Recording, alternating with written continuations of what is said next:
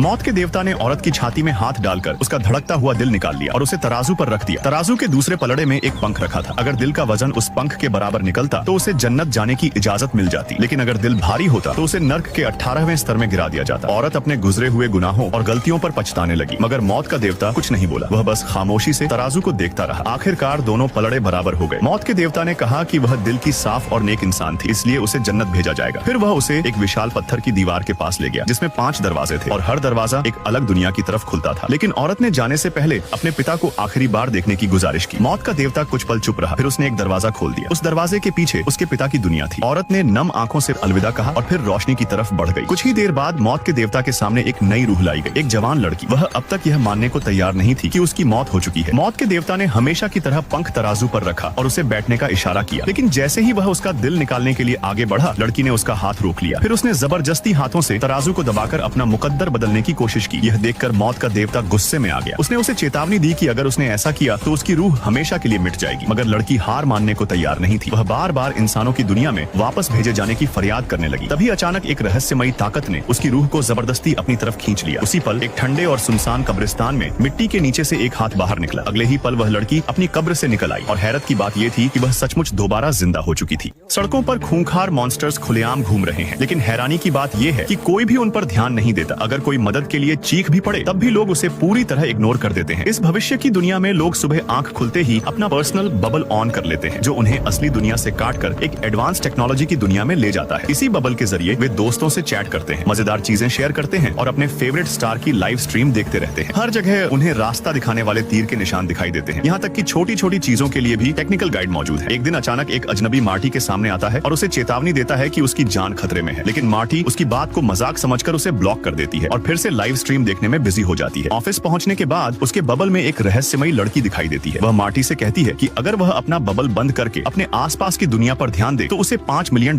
मिलेंगे। पैसों के लालच में मार्टी बबल ऑफ कर देती है। जैसे ही उसकी नजर असली दुनिया पर पड़ती है, उसके होश उड़ जाते हैं। उसका एक सहकर्मी ठीक उसके सामने किसी मॉन्स्टर का शिकार बन रहा होता है। डर के मारे वह तुरंत बबल दोबारा ऑन कर लेती है और फिर से हकीकत से भागने की कोशिश करने लगती है, लेकिन डॉक्टर और रूबी बार बार उसे समझाते हैं कि अगर उसे जिंदा रहना है तो बबल बंद करके अपनी आंखों पर भरोसा करना होगा।